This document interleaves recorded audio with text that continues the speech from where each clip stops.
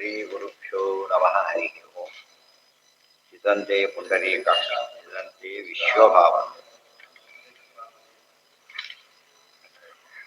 ಸರಿ ಎಷ್ಟಾಗಿತ್ತೀಗ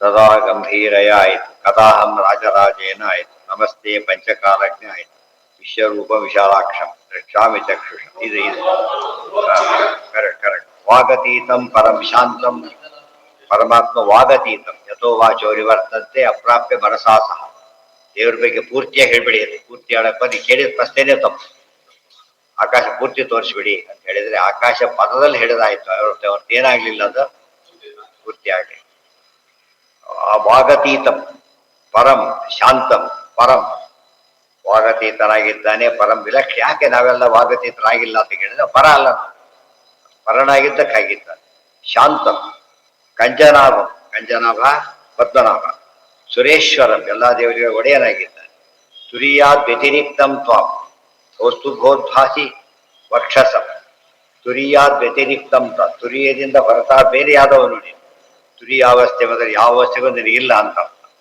ಕೌಸ್ತುಭೋದ್ಭಾಸಿ ಭಾಸ ವಕ್ಷಸಂ ಈ ಪದ ಇಟ್ಟಿದ್ದಾರೆ ಅಂತ ಕೌಸ್ತುಭಾಸಿ ವಕ್ಷಸಂ ಕೌಸ್ತುಭಾಸಿ ಭಾಸಕಂ ಅಂದ್ರೆ ಕೌಸ್ತುಭದಿಂದ ಬೆಳಗುವವನೇ ಅಲ್ಲ ಕೌಸ್ತುಭಕ್ಕೂ ಬೆಳಕು ಕೊಡುವವನೇ ಕೌಸ್ತುಭಕ್ಕೂ ಶೋಭೆ ಕೊಡುವವನೇ ಅಂತ ಅರ್ಥ ಮಾಡಬೇಕೆ ಹೊರತು ಕೌಸ್ತುಭದಿಂದಾಗಿ ಶೋಭಿತರಾದವನೇ ಅಂತ ಹೇಳಬಾರ್ದು ಅರ್ಥ ಆಯ್ತಾ ನಾವು ಮಡಿ ಉಟ್ಕೊಂಡು ಮಡಿ ಅಂತ ಕರಿಬಹುದು ಅದು ದೇವರ ಸ್ವರೂಪದ ಯಾವ ಕಾಲಕ್ಕೂ ಮಡಿನೇ ಇಂಥ ದೇಹನೇ ಇಲ್ಲ ಫಸ್ಟ್ ಬಯಲಿಗಾಗ ದೇಹನೇ ಇಲ್ಲ ದೇವರಿಗೆ ಮುಕ್ತರೆಲ್ಲ ದಾಟಿ ಹೋಗ್ಬಿಟ್ಟಿದ್ದಾರೆ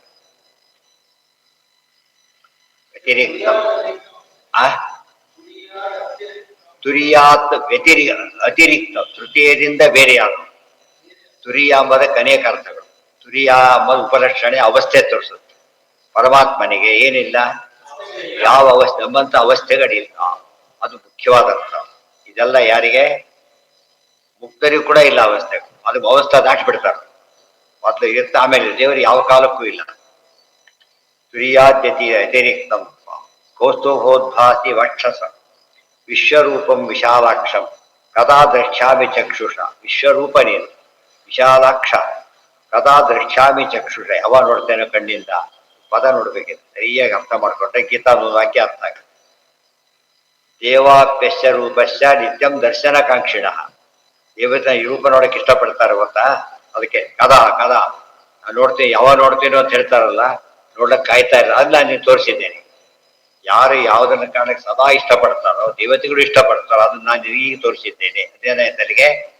ಅಷ್ಟು ಪ್ರಶಸ್ತ ಅಂತಾಯ್ತು ಭಕ್ತ ಹಾತರಿತ ಯಾವ ನೋಡ್ತಾರೋ ಯಾವ ನೋಡ್ತೇನೆ ರಕ್ಷಾಮಿ ಚಕ್ಷುಷ ಮೋಕ್ಷಂ ಸಾಲೋಕ್ಯ ಆರೂಪ್ಯಂ ಪ್ರಾರ್ಥಯೇನ ಕದಾಚಾರ ನನಗೆ ಸಾರೂಪ್ಯ ಮೋಕ್ಷ ಯಾವ ಮೋಕ್ಷ ಬಗ್ಗೆ ಕೇಳೋದು ಕೊಟ್ಟಿಲ್ಲ ನನಗೆ ಮುಕ್ತಿ ಎಂಬುದು ಅದು ಆ ದೊಡ್ಡ ಮುಕ್ತಿ ಅಲ್ಲ ಅನುಗ್ರಹ ಇದೆಯಲ್ಲ ಅದು ಭಾರಿ ಮುಕ್ತಿ ಆಗ್ಲೇಬೇಕಾದ್ರೆ ಯಾಕೆಂದ್ರೆ ಪ್ರಸಾದದಿಂದ ಮುಕ್ತಿ ಸಿಗುತ್ತೆ ಬೇರೆ ಪ್ರಸಾದ ಕೇಳಿ ಏನು ಸಿಗುತ್ತೆ ಅಂತ ಆಯ್ತು ಪ್ರಸಾದ ಕೇಳಿ ಮುಕ್ತಿ ಬೇಡ ಬಿಡ್ತಾರ ಅಟ್ಯಾಚಡ್ ಇಚ್ಛಾಮ್ಯಹಂ ಮಹಾಭಾಗ ಕಾರುಣ್ಯಂ ತವ ಸುವ್ರತ ಅದನ್ನು ಅನುಗ್ರಹ ಇಷ್ಟಪಡ್ತೇನೆ ಪ್ರಸಾದ ಇಷ್ಟಪಡ್ತೇನೆ ಹೊರತು ಇದಲ್ಲ ಇದರಿಂದ ಒಂದು ವಾದಕ್ಕೆ ಒಂದು ಉತ್ತರ ಸಿಕ್ಕಂತೆ ಉದಾಹರಣೆಗೆ ಬಂದಿದೆ ಆಗ್ಲೇ ಎಂದೂ ಕೂಡ ಜ್ಞಾನಕ್ಕೆ ತನ್ನಿಷ್ಟಾನೆ ಮೋಕ್ಷ ಕೊಡೋ ಶಕ್ತಿ ಇಲ್ಲ ಯಾಕೆ ಜಡ ಪದಾರ್ಥ ಅಚಿತ್ತನು ತದ್ಧೀಯತಃ ಅದಕ್ಕೆ ಒಬ್ಬ ಏನ್ ಕೊಡ್ಬೇಕೀಗ ಶಕ್ತಿನೇ ಬೇರೆ ತಗೊಳಕ್ ಸಾಧ್ಯ ಇಲ್ಲ ಆ ಅರ್ಥದಲ್ಲಿ ಅದು ಡಿಸ್ಕಸ್ ಶಾಸ್ತ್ರೀಯ ವಿಚಾರ ಆಯ್ತು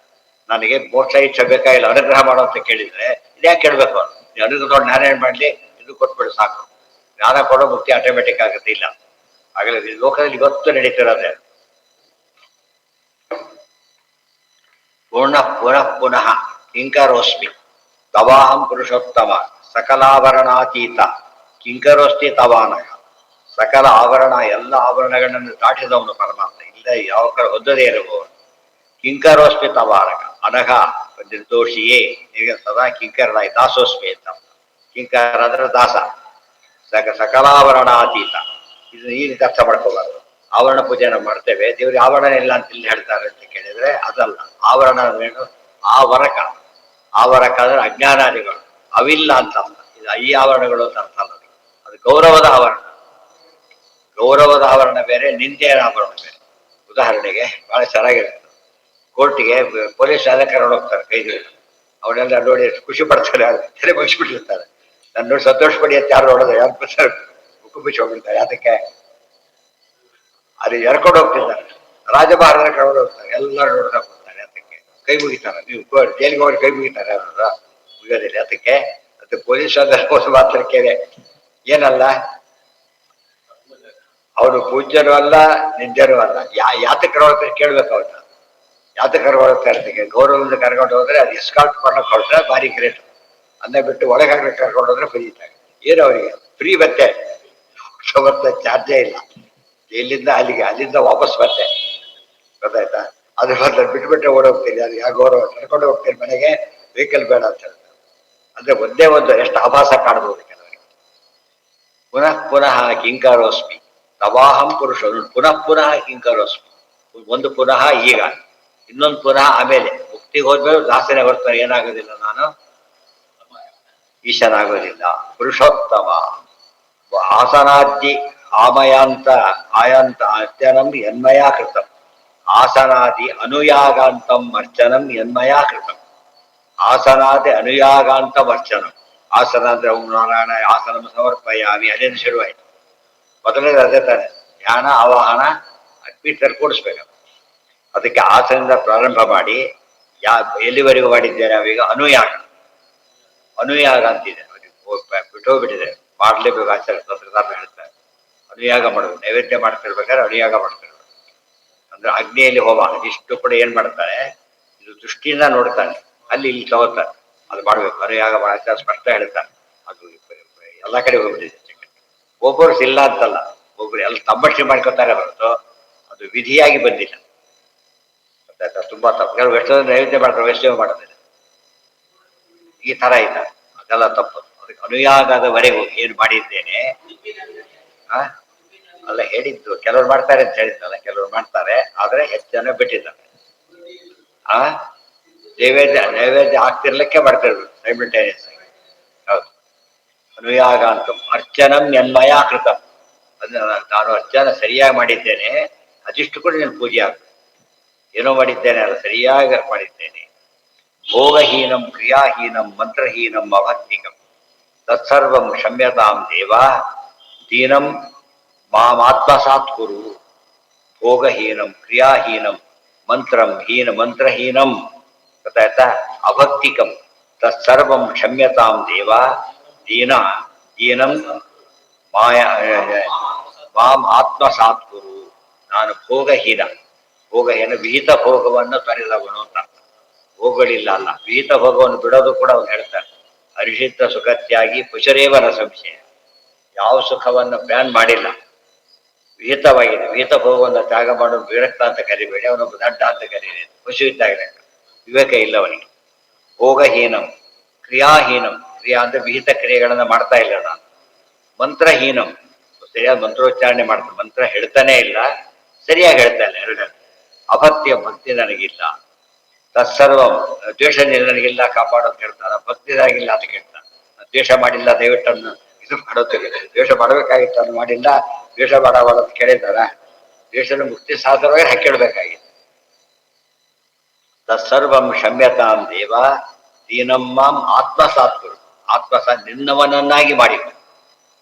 ಗೊತ್ತಾಯ್ತಾ? ಅಪ್ಲಿಕೇಶನ್ ಹಾಕಿದ್ರೆ ಅವನವನಾಗೋದಿಲ್ಲ, ಕೆಲಸ ಕೊಟ್ಟರೆ ಏನಾಗ್ತಾನೆ, ಅದಕ್ಕೆ ಲೇಟ್ ಆಗ್ತಾನೆ.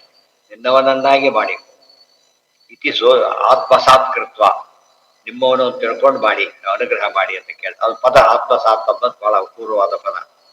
ಇತಿ ಸೋತ್ರೇಣ ಜೀವೇಶನ ಜೇವೇಶಂ ಸ್ತುತ್ವ ಮಧುನಿಘಾತಿ ಮಧುಸೂದನ ಯಾಗಾವಸಾನ ಸಮಯೇ ದೇವದೇವಸ್ಯ ಚಕ್ರಿಣ. ಯಾಗದ ಕೊನೆಗೆ ಚಕ್ರಿ ಶಾನ್ಗಿ ಚತುರ್ಭುಜ ಸಹಸ್ರನಾಮಾದಿಗಳು ದೇವದೇವನಾದ ಪರಮಾತ್ಮನಿಗೆ, ಚಕ್ರಧಾರಿಯಾದ ಪರಮಾತ್ಮನಿಗೆ, ಚಕ್ರಾಧಿಕರನಾದ ಪರಮಾತ್ಮನಿಗೆ ಯಾಗಾವಸಾನ ಸಮಯ.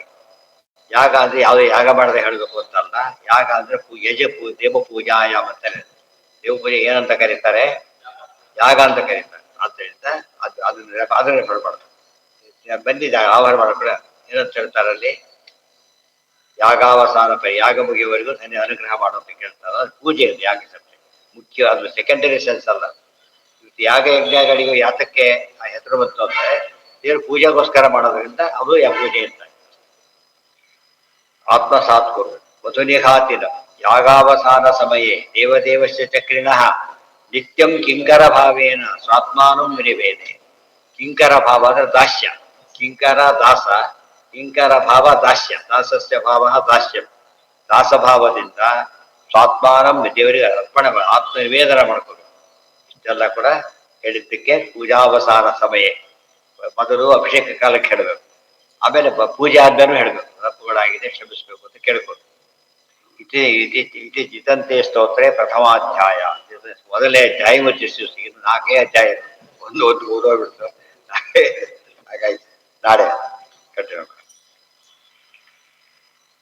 ಭಾರಿ ಸುಲಭವಾದ ವಾಕ್ಯಗಳು, ಒಳ್ಳೆ ಭಕ್ತಿ, ನಿಜವಾದ ತುಂಬಾ ಭಕ್ತಿ ತೋರಿಸೋರು ಬಹಳ ಮಾತಾಡೋದಿಲ್ಲ, ಕೆಲಸಕ್ಕೆ ಮಾತಾಡೋದಿಲ್ಲ, ತುಂಬಾ ಸುಖ ಆಗ್ಬಿಟ್ಟು ಏನ್ ಮಾಡ್ತಾರೋ ಅವರು ಅದು ತಗೊಂಡ್ಬಿಡ್ತಾರೆ ನೋಡ್ಬಿಟ್ಟು. ಹಾಗಿರ್ಬೇಕು, ಇವರು ಕಾವ್ಯ ಮಾಡ್ತಾ ಶುರು ಮಾಡೋದಿಲ್ಲ. ಯಾಕೆ ಆ ಟೈಮ್ ಇಲ್ಲ, ನೇರ ಹೇಳ್ತಾರೆ ಬಡಿಸೋನು ನಿಮಗೆ ಏನ್ ಬೇಕು ಇದೆಲ್ಲ ಕೇಳ್ತಾನೆ. ಅನ್ನ ಅಂತ ಬರ್ತಾರೆ ಹೊರತು ಇದೆಲ್ಲ ಕೇಳೋದಿಲ್ಲ. ಅನ್ನ ಸಾರು ಅಷ್ಟೇ ಹೊರತು ಇವೆಲ್ಲ ಹಾಕಿದ್ದು ಸಾರು ಅಂತ ಹೇಳೋದಕ್ಕೆ ಹೋಗೋದಿಲ್ಲ. ಅದು ಹೇಳಕ್ಕೆ ಇವ್ರಿಗೂ ಟೈಮ್ ಇಲ್ಲ, ಅವ್ರಿಗೂ ಟೈಮ್ ಇಲ್ಲ. ಮುಖ್ಯವಾಗಿ ಸಾರು ಅಂದ್ರೆ ಅದು ಅರ್ಥ ಆಗ್ಬೇಕು. ಹಾಗೆ ನಾವು ಯಾವಾಗ ಅದ್ರ ಕಂಡು ಆಗ ಬರೀತಾರೆ. ದ್ವಾದಶೋತ್ರ ಯಾಕೆ ಸಿಂಪಲ್ ಅಂದ್ರೆ ಆಚಾರ್ಯ ದೇವ್ರು ನೋಡ್ತಾ ಹೇಳ್ತಿದ್ದಾರೆ, ಸಿಂಪಲ್ ಆಗಿದೆ. ಅರ್ಥ ಆಯ್ತಾ? ನಾವು ಕತೆ ಕಟ್ಟಿ ಬೆಳಿಬೇಕಾದ್ರೆ ಎಲ್ಲ ಇವಾಗ ಶುರು ಮಾಡ್ಬೇಕಾಗಿ ತಿಳಿತಾ. ಆಚಾರ್ಯ ದೇವ್ರು ನೋಡ್ತಾ ಇದೆರಡು ಒಂದೇ ಸ್ಟೈಲ್ ಇದೆ. ಬ್ರಹ್ಮದೇವರು, ಭಾವಿ ಬ್ರಹ್ಮದೇವರು, ಸರಳ ವಾಕ್ಯಗಳು ಬರೋದು ಅವಾಗಲೇ. ಬಂದಾಗ ಯಾರು ಕಾವ್ಯ ಹೇಳ್ತಾ ಬನ್ನಿ ಹೊರಗೆ ಬಂದಿ ಬಿಸಿಲಲ್ಲಿ ಬಂದಿರ್ತಾರೆ ಪಾಪ, ಟೋಪೆ ಶುರು ಮಾಡಿಬಿಟ್ರೆ ಕೊಯ್ದು ಹೋಗ್ಬಿಡ್ತಾರೆ ಅಷ್ಟೇ. ಬನ್ನಿ ಕೆಲಸ ಅದು ಇಲ್ಲ, ಕರ್ಕೊಂಡ್ಬಿಡ್ತಾರೆ ಹೊರಗಡೆ. ಅಷ್ಟು ಅವ್ರಿಗೋ ನೆಸಿಟಿ ಗೊತ್ತಾಗುತ್ತೆ ಏನಿದೆ ಅಂತ ಹೇಳ್ಬಿಟ್ಟು. ಅದು ಎಲ್ಲಿ ನಾವು ಭಾರಿ ಪ್ರೌಢವಾದ ಪದ ಉಪಯೋಗಿಸೋದು ಕೇಳುತ್ತೇವೆ, ಅಲ್ಲಿ ಭಕ್ತಿ ಕಡಿಮೆ ಅಂತ. ಅವ್ರು ಏನು ಪಾಂಡಿತ್ಯ ಜಾಸ್ತಿ. ಇವತ್ತು ವಾಯುಸ್ತುತಿ ಹಾಗೆ ತಿಳ್ಕೊಬಾರ್ದು. ವಾಯುಸ್ತುತಿ ಡಿಫಿಕಲ್ಟ್ ಇಲ್ವಾ? ಯಾಕೆಂದ್ರೆ ನರಸಿಂಹದೇವರ ಆರಾಧನೆ ಶುರುವಾಗಿದೆ, ಆಚಾರ ಮ್ಯಾಚ್ ಮಾಡ್ತಿದ್ದ. ಅದಕ್ಕೋಸ್ಕರ ಆ ಉಗ್ರರೂಪವಾಗಿ ಪೂಜೆ ಮಾಡಬೇಕು. ಅದು ಉಗ್ರ ಅಲ್ಲ, ರೂಪ ತಕ್ಕಂತೇನೆ. ಸಾರು ಭಯಂಕರವಾಗಿದೆ, ಭಯಂಕರವಾಗಿದೆ ಹೇಳಿದ್ರೆ ಅರ್ಥ ಬರ್ತದೆ. ಭಯಂಕರ ಅಂತ ಹೇಳಿದ್ರೆ ಬರೋದು ಈ ರೀತಿ ಬರೋದಿಲ್ಲ. ವೀರ ಹೇಳ್ಬೇಕಾದ್ರೆ ವೀರ ಆಚಾರ ಹೇಳ್ತಾರ, ಅತ್ಯಂತ ಹೇಳೋದಿಲ್ಲ. ವೀರ ಪದ ಉಪಯೋಗಿಸ್ಬೇಕು, ಏನಿರ್ಬೇಕು ಅಲ್ಲಿಗೆ ಆ ಭಾವ ಬರ್ಬೇಕು, ಪದದಿಂದ ಭಾವ ಬರ್ಬೇಕು. ಆಚಾರ ನೋಡಿ ಆ ರೀತಿ ಹೇಳ್ತಿರೋದ್ರೆ ಅದು ಮ್ಯಾಚಿಂಗ್. ಆರ್ಟಿಫಿಷಿಯಲ್ ಆಗಿಲ್ಲ ಅದು, ಯಾಕಂದ್ರೆ ಅನಿಸ್ತಾನೆ ಬರೋದು ಆರ್ಟಿಫಿಷಿಯಲ್ ಅಲ್ಲ. ಆರ್ಟಿಫಿಷಿಯಲ್ ಯಾವಾಗ ಆಗುತ್ತೋ ಅದು ಸುಮ್ಮನೆ ಬಾಯಿ ಜಾಸ್ತಿ ಇದೆ ಅಂತ ಅರ್ಥ. ಸರಿಯಾಗಿ ಹೇಳಿದೆ, ಸರಿಯಾಗಿ ಬರೋದನ್ನು ಮಿನಿಮಮ್ ಬರೀತಾನೆ. ತಪ್ಪು ಬರೆಯೋನು ಸಿಕ್ಕಾಬಿಡಿ ಏನೋ ಬರೀಲಕ್ಕೆ ಶುರು ಮಾಡ್ತಾನೆ. ಯಾಕಂದ್ರೆ ತಪ್ಪು ಮುಚ್ಕೊಳ್ಳೋಕ್ಕೋಸ್ಕರ ಮಾಡ್ತಾನೆ ಕೆಲಸ. ಉತ್ತರ ಗೊತ್ತಿದ್ರೆ ಡೈರೆಕ್ಟ್ ಆನ್ಸರ್ಸ್, ಉತ್ತರ ಗೊತ್ತಿಲ್ಲದ ಹೋದ್ರೆ ಇಂಡೈರೆಕ್ಟ್ ಶುರು ಮಾಡ್ತಾನೆ. ಬೈ ಚಾನ್ಸ್ ಆದ್ರೂ ಆಗಲಿ